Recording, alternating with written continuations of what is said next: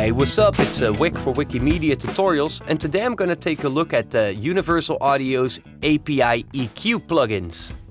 These plugins run on Universal Audio's unique DSP accelerators, and you can find them on their website. Just like most plugins of Universal Audio, these plugins are emulated after the original hardware version of the API EQ, which are known for their famous sound. This plugin bundle consists out of two different equalizers, the 550A and the 560. Let's take a look at the 550A equalizer. This equalizer offers a high, mid and low frequency band. And it offers a bandpass filter. The high frequency band has got 5 frequencies that we can choose from. We can select those with the inner ring of the knob. So we can choose between 5, 7, 10, 12.5 or 15 kHz as the frequency. With the outer ring we can achieve the boost or cut on that selected frequency, and that goes up to 12 dB boost or 12 dB attenuation. The same goes for the mid-frequency band and the low-frequency band, on which we can achieve a 12 dB boost or cut, and we've got a different frequency selection on these bands than on the top band. This equalizer uses API's proportional Q value, which continuously narrows the bandwidth when the gain is increased. This means you don't have manual control over the bandwidth, but the bandwidth gets narrower the more gain that we apply on a band. Below the bands we can find a filter switch which allows us to set a bandpass filter which goes from 50 Hz up to 15 kHz. Meaning that it will filter off some of the very low frequencies, everything below 50 Hz, and the very top high frequencies. Below that we've got the low and the high shelving switches. When selected we can choose to use a shelving curve on the high frequency or on the low frequency band, which normally behave as a peak or bell type curve. The EQ circuitry can be turned on or off with this in switch below that as well. This will actually bypass the EQ circuitry, but the signal will still be slightly colored. With the output knob we can attenuate up to 24 dB and gain up to plus 12 dB of clean and uncolored gain. We can bypass the whole plugin with the power switch. This means it will add no coloration and it actually bypasses the whole plugin. The API 560 is more a graphic type of EQ. This EQ offers 10 bands of equalization, each band capable of boosting or attenuating up to 12 dB. Just like the 550, we can turn on or off the EQ circuitry with the in switch, and we can turn on or off the whole plugin with the power switch. And also this provides an output gain going up to 12 dB. So let's take a closer look and let's listen to these API equalizers. Alright, so here I've got my Cubase project loaded up.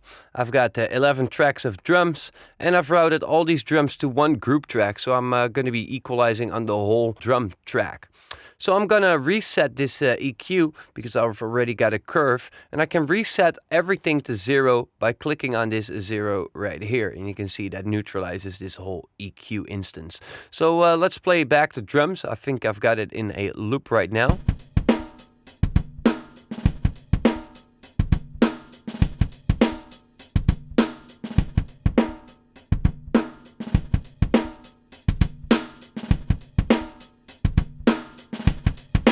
That's really where the snare is at, and let's look for that really bottom end of the kick drum.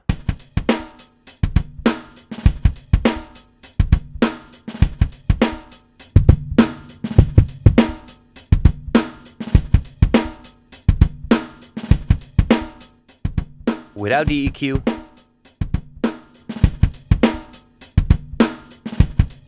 Snare is overly bright, but you can hear how much effect just a really subtle boost already has.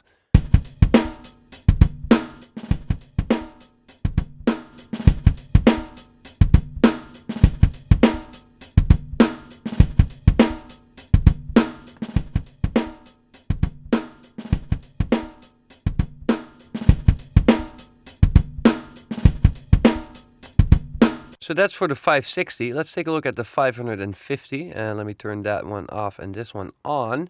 So this has got a completely different type of controls. I can attenuate or boost by just simply clicking on the plus or on the minus. I figured I could reset that by clicking on 0, but no. And I can select the frequency by actually tapping onto the frequency name itself. So you can see here, this is one way to change the frequency. The other way would be to actually use the jog dial, which is kind of hard sometimes. So it's easier to just click on the frequency that we're looking for. So let's give this a 4 dB boost. Easier to do with the plus again.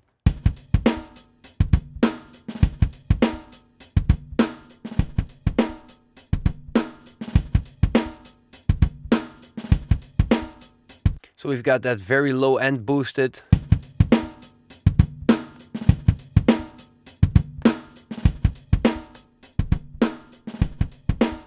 Let's look for something in that mid region. It's really bright.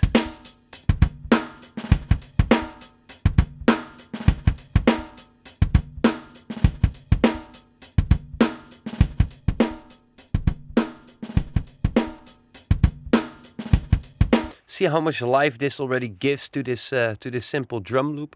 You can turn off the filter like this.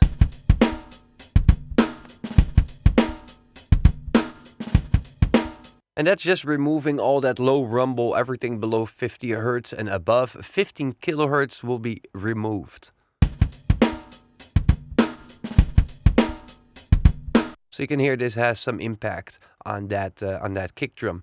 So here we can select the low to be a shelving and the high to be a shelving. So let's change this high band into a shelving.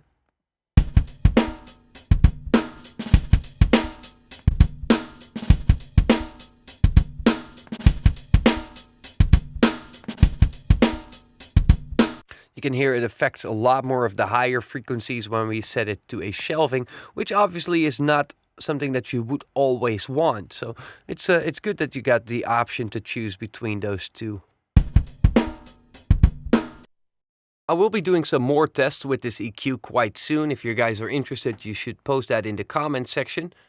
And I'm going to try to get my hands on one of these API units real soon so I can compare a hardware with a software version. And I think you guys are going to be interested in that as well.